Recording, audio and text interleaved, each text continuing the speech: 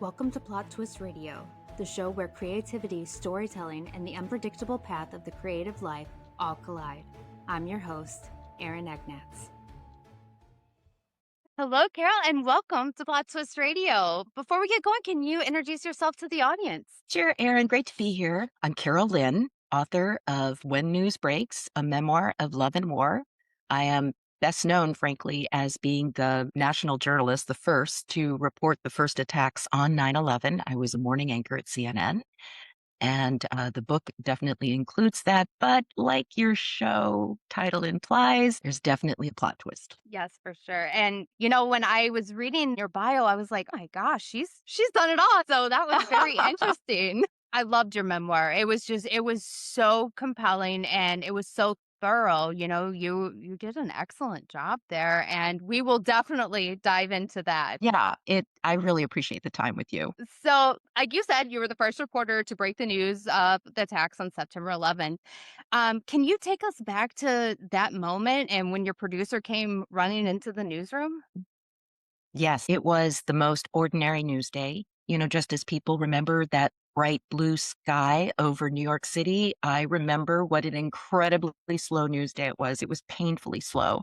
Our lead story that day was whether Michael Jordan was going to return to the NBA. Yes, I know, a big story for a lot of his fans, but to be the lead on CNN's new morning show that was trying to reinvent itself, that was as strong as we could get. The second story was about the renovation of the Capitol building, really sexy headline that was going to pull viewers in. And so we were in this commercial break, Erin. I was about to interview Amy Tan about her new cartoon series on PBS when all of a sudden a CNN executive runs behind me, and nobody runs in the CNN center. I mean, that is not a place where people panic. But I said, what's going on? And she said, there's a unconfirmed report of a small plane or a plane into the World Trade Center. But we assumed it was small, a small plane. And then my executive producer gets in my ear and says, get back to the anchor set, because I was in one of those standing remote positions in the newsroom for a casual interview. Get back to the anchor set. We're going to go into rolling coverage. That is news slang for the teleprompter goes blank. You are flying by the seat of your pants on live television with absolutely no information and the full trust that the news organization behind you is already in news gathering mode. So I get back to the anchor set. What a lot of people don't know is that day my co-anchor was auditioning for a slot in the newsroom. He was actually a golf anchor. He did play-by-play golf on CNN's sister network, CNN Sports Illustrated. So poor Vince Giuliani, his audition was all but over.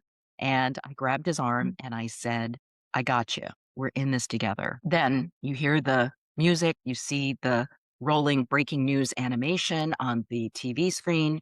I see what's called the preview monitor in the desk, which is what the next shot up for the audience. And it was that iconic image of the North Tower of the World Trade Center with a big gaping smoking hole in it. So I knew that was the first shot coming out of the animation, and the iconic words, this just in, this just in. What you're looking at is catastrophic. And that's all we knew. Now, what I'm waiting for is for the producers to get in my ear to tell me what's going to happen next. But Erin, there's another slang in newspeak. It's called tap dancing. And that's literally what you're doing on live television. We have to carry live air TV time until we have something concrete. So while I know that the full screen, what you, the viewer, is looking at home is, I'm not on camera. You're looking at that iconic shot. I'm turning to my computer. And while I'm talking to you, while I'm talking to Vince, and we're trying to wait for the next instructions from the producers, I'm turning to my computer and I'm the equivalent of Googling, what are the train routes? How many people occupy the World Trade Center? What are the surrounding buildings? Anything that I can give the viewers context as to where this is, who is impacted, how many people, so that we have an idea of what literally it is that we're dealing with. That's how it rolled. Wow, I can't imagine how frantic it was. I mean, I was sitting in a high school classroom when it came through, and I think we were watching CNN, to be honest. And I just remember you were so composed, honestly. And how do you do that? How do you remain composed when the moments you're trying to convey to the audience? How do you keep your emotions out of it? I guess I'm trying to ask. That's a great way to pose that question because when news breaks is really about the layering of what it is to become that woman, where whether it's professionally on the air or personally in my life, that you are contained. You are fully contained in the moment because frankly, of all the experience that I had leading up into to that point in covering other people's traumatic stories. And you can't have a career in news if you allow that story to become part of your DNA. And yet it's inevitable. And so in that moment, I fell into a spell of containment. I mean, that's the only way I can describe it because professionally, this is what we do. We just go in the zone, we stay in the flow, and it feels very when you talk about, wow, the chaos and the sense of panic of we don't know what we're dealing with and I'm on live TV, we don't think like that on air. It's the training and the practice, and it's also the desensitization. And so in some ways it helps to not know what's actually happening, what I'm actually looking at. I mean, you definitely have this real sense. Obviously, people have died, but you don't know. So you focus on the data points. How many? What's the potential? What's the location? What's the surrounding area?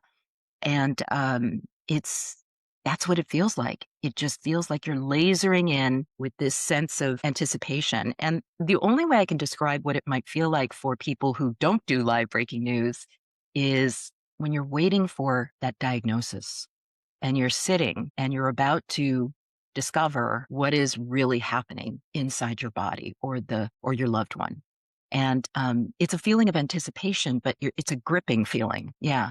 Containment it's the first word. It's the first time I've used that word. So I think that you're in describing this moment, but that's what it feels like. You're just pulling it together tight. That's an excellent description, and it does make sense. I'm kind of like picturing it as you're saying it, and it's actually a hard job.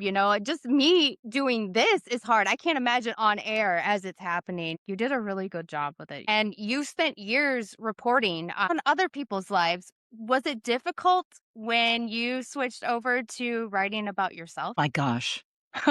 Completely difficult because I think the consequences are different. So when I'm writing about 9/11, and thank you for that compliment, but a shout out to the dozens and dozens of people behind me behind the scenes who never get credit for the composure and their intelligence and the networking that was happening to bring information to the air. I become this funnel, if you will, the tool through which the viewers and the news gathering organization delivers the information. But when news breaks, in writing memoir, oh my gosh, you time travel and you begin to explore not only what happened, but why it happened. And what I came to realize was that this was not the story of a gonzo journalist. This was the story of what I needed to become in order to be the mother that my baby needed at that time. That the arc of the story begins with me on the border of Afghanistan in at the height of my career, facing down the Taliban. And yeah, that's the Gonzo war correspondent, but then slowly I reveal the woman that I am in that moment, in 40 under the bright lights, wondering if they're going to renew my contract, questioning my value now that I'm probably getting paid, the biggest paycheck that I'll get in my career. But that all sounds great. She's on TV and she's a well-paid anchor. She's on CNN. But as a woman, the stakes get higher, right? The more they pay you, the more they wonder what you're worth. The older you get, how long is your career going to last? So what do you do in order to make that network think that you're the one to take the risks to make them look good? And all the people around me, that my job is to make them look good. And how did I end up there? Right? If I had lived a different life, if I had made different personal choices, maybe not as many sacrifices, would I be standing in the crosshairs of a Taliban fighter? And yet it's that addictiveness that maybe we all feel at certain points in our career or in our personal lives. How do you let go of the only thing you've ever known? And then when you write it, you have to write it for yourself, Aaron, because if you think about all the people who will feel consequences because of what you write and put out in the world, there's a responsibility to that, but you have a responsibility to yourself and to your reader and to be clear, what is this book really about? And even though there's an arc of a career, but it's people are not going to be interested. They're not going to read when news breaks because of my career. They're going to read when news breaks because they realize that there's something more in there, that they see themselves in the pages. They see themselves holding my husband's hand in a cancer ward, or feeling what it's like to go from this world of men in a broadcast news career to this world of women, this existence of motherhood that I knew nothing about, and I was going to have to navigate that in a way that I've never navigated any other story. How do we all figure that out? And I think that's where my readers have really felt invested. At least I hope. The reviews and the feedback and the direct messages and the emails that I get are so rewarding for that reason. Yeah, absolutely. And it was so well done. It kept me captivated. It's very rare these days that I can sit, especially a nonfiction book, and read it from front to back. And I was able to because, I did see a lot of myself in some of the situations, obviously not all of them, but I could relate, and it made it very easy to follow, and it was very well written. And it's also incredibly honest. Was there ever a chapter you almost decided maybe I shouldn't put that in there, or were you Oh my word.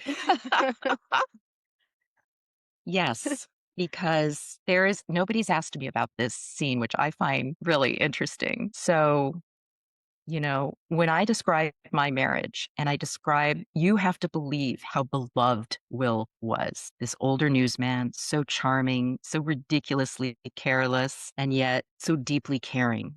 A journalist to the core and a man who truly loved me. I want you to understand that as a reader, because when he betrays me, it's so painful, and it's the pivot to the only thing that I thought I could rely on and would serve me, and that was my career. A career that's defined in black and white in a contract that literally tells me who I am. At that time, I'm going to be a national correspondent for ABC News, and I'm going to get paid this much for this period of time. That was the clarity I needed in the month, 4 weeks after we had gotten married. And then this career takes me to the front lines and to other worlds where you leave your whole life behind and you're immersed in post-war Kosovo. And I meet a British captain, and what I see in him is my understanding of how Will could betray me. What does that feel like? What does that desire and heat and willingness to just walk away from your life, if only for an hour or a day or a week? What does that feel like? Help me understand why my husband could walk away from me in that moment. Moments, right? His one betrayal.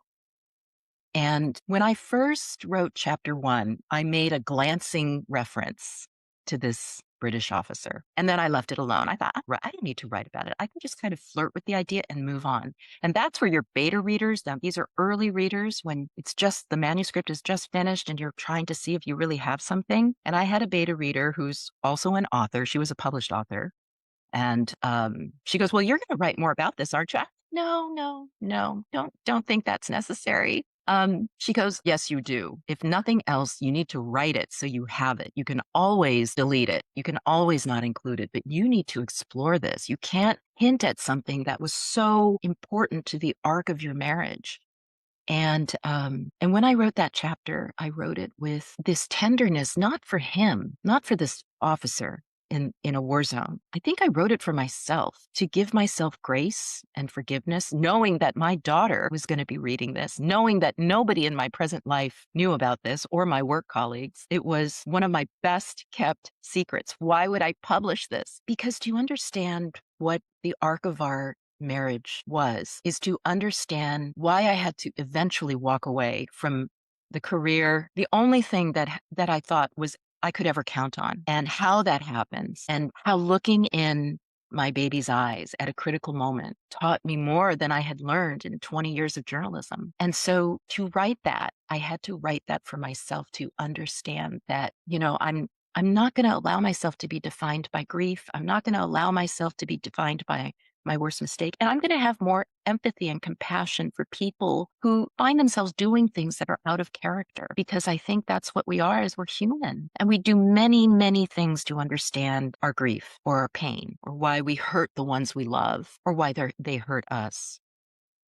And so, yeah, to answer your question, it was very hard to write some of these scenes, but it was also important not to trauma dump. I think a lot of memoir starts with trauma dumping, and I think you need to get it out. And that is not how I wanted to serve the reader, or frankly, the only reader I thought I'd ever have, which was Chloe, my daughter, who, when I first started writing this just a couple years ago, she was 21 and facing a lot of these life decisions that I had been facing.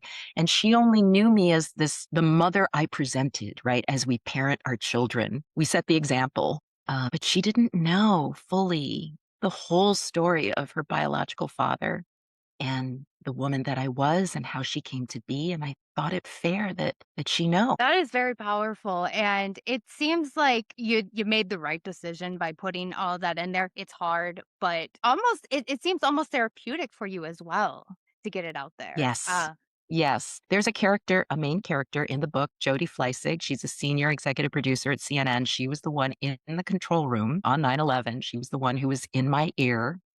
And Jody, when she read it, and she was one of the last people to read the manuscript before it went to publish, because I knew Jody was going to try to tell me how to write the book. So I knew I couldn't show it to her too soon. And when you meet Jody in the book, you'll understand. The week she read it, she was calling me every other day and she said, "How did I not know? How did I not know?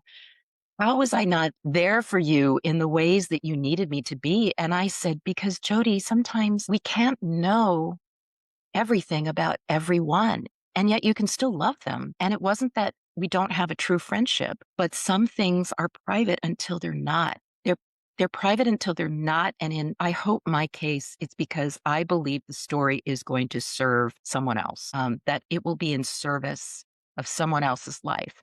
And what's happening with readers is if they communicate with me over Instagram or DM me or through my website, they say, "This reminds me of my wife or my marriage," or "I'm at a point of reckoning in my life." And it's so refreshing to see how you, Carol, lived in this world where you were expected to be perfect, where you sat in the gaze of others and their judgments, and that you found a way to walk toward the person that you felt finally you had enough lived experience. How are you going to know this when you're 20 or even 30 or even 40? That you have the strength and the lived experience to walk towards something else, because that's what's going to call you. And oh my gosh, if only, I mean, fortunately, I think the book has done better than even my publisher expected for a niche debut memoir. So hooray, thank you, readers. But if only 50 people read the book, and I only knew half of them, so maybe 25 were strangers, and I got those messages, Aaron, that would be enough. It's such a tremendous, amazing thing to write something that someone else I don't know finds of value, right? Like, hey, maybe I can do this too. Absolutely. And we all need that, we all need to know we're not alone in these whatever the situation is. So it's always nice to be able to relate like that. And as an author, getting those messages, they mean the world to you. So I know exactly what you mean as far as that goes. When it touches a reader, that is way better than the monetary value, especially with being an author, but that's a whole different story. Totally.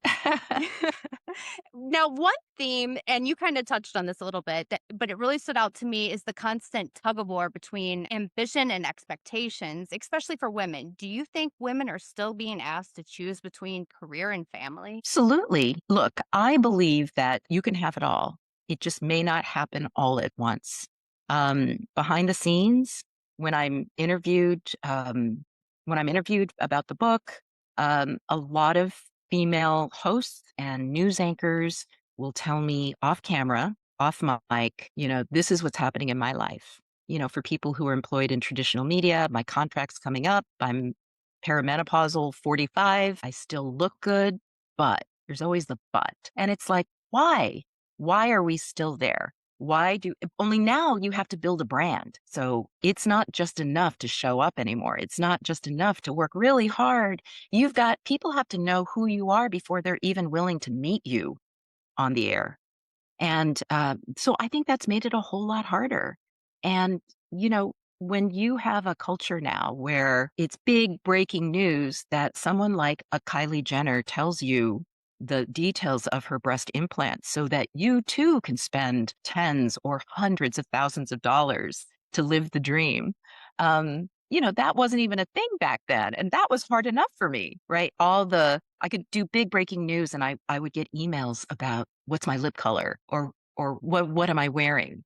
Or, how do you highlight your hair? I mean, it's like, did you hear anything I said? Because my male colleague is not getting asked these questions. And it's not about having a feminist diatribe. It is not. I think this is a reality that we all live. That as a woman, when you walk out the door and you go into whatever your public life is, people are taking inventory. I mean, that's what it's like. What's she wearing?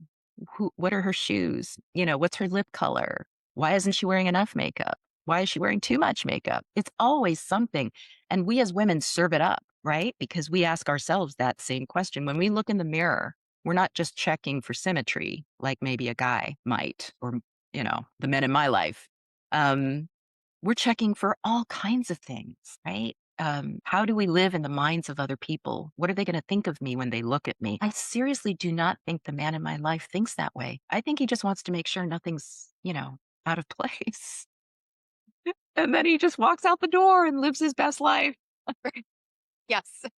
I have one of those too. So, looking back throughout your career, you've reported, like we've talked about wars, disasters, politics, and tragedy. What story ultimately changed you the most? Oh, there is a trip into the tribal territories on the border of Afghanistan, and I live with a warlord for a week. This is post 9/11. The objective of the story is to find out how secure the border is between Pakistan and Afghanistan. What I was not expecting was to meet this warlord who had actually been educated in the West. He had gone to graduate school at the London School of Economics. He had lived and went to the Queen Victoria's coronation, spoke the Queen's English, but he was the son of a warlord who, when he was assassinated, this chief, Bukti is his name, came back to rule his tribe by 7th century law. So I thought that was fascinating in and of itself. But what he taught me about tribal life and family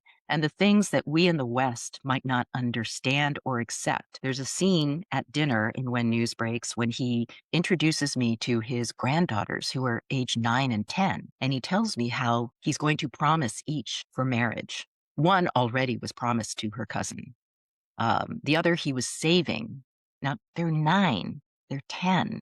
This idea of promising these girls into marriage that would happen in the next year or so was disgusting to me. And he saw my judgment, but he explained to me, you assume you know, but in our world, which is centuries old, this is how it shall be, because I will protect her in ways that you don't understand. But your tribe is your tribe. You don't survive without your tribe. And we talked about a man who had walked over hot coals as a form of trial that I had witnessed to prove his innocence. He'd rather walk over a bed of hot coals than face the tribal jury. And I said, why doesn't this man just run into the desert and escape? He said, because he'll be killed. He'll be killed because you are nothing. You are dead without your tribe. And the metaphor of that was, this view into what I thought was an incredibly dysfunctional family in a violent society. But at the same time, the principles he was trying to get across to me was, who is my tribe? And that leads into this whole journey into whether we could have a baby, whether our marriage was strong enough to bring another person into this world, and then whether I would be strong enough to lose my husband, to face a fatal diagnosis when we were 6 months pregnant. That, and what does tribe look like then? Is it going to be work? Because that was my tribe. That was how I defined myself. And that's fine. That's powerful for a woman. But for me, the person I had become, I had to be something more. And that story stuck with me, through the years.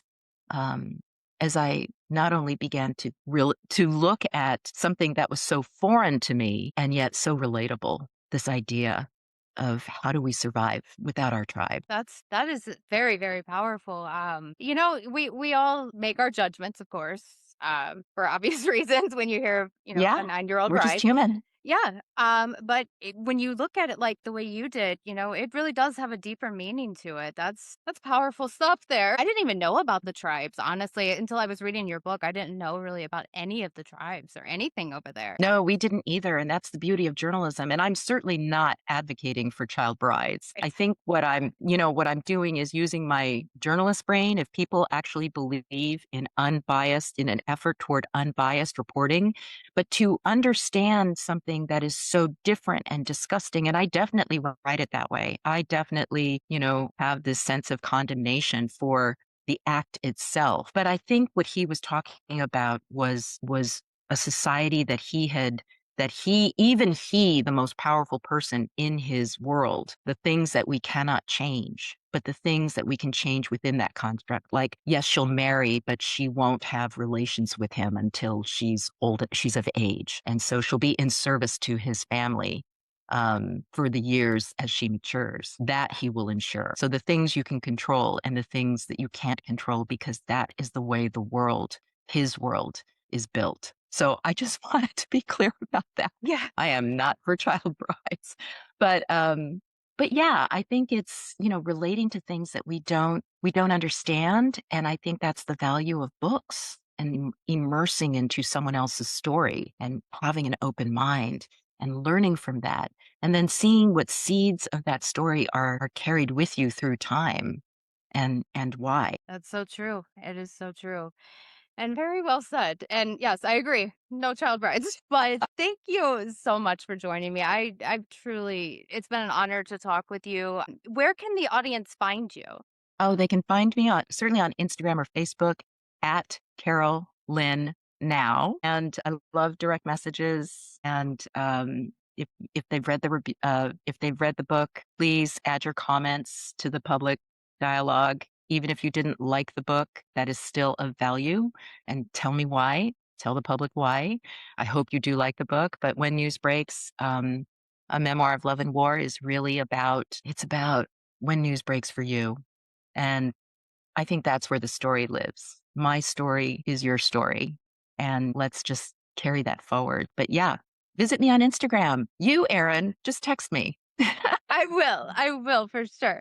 And I have to say to add my own little review in here. It is so well done. You open yourself up and you let it out, and it was an incredibly powerful read, and I highly recommend all of you go and read it. You will not be disappointed. Aw, Aaron, thank you so much. And plot twist. Yeah, that is life. That is the Yes. twist. May we go forward and always look forward to looking at the value that the beauty is in the break. It's in what breaks.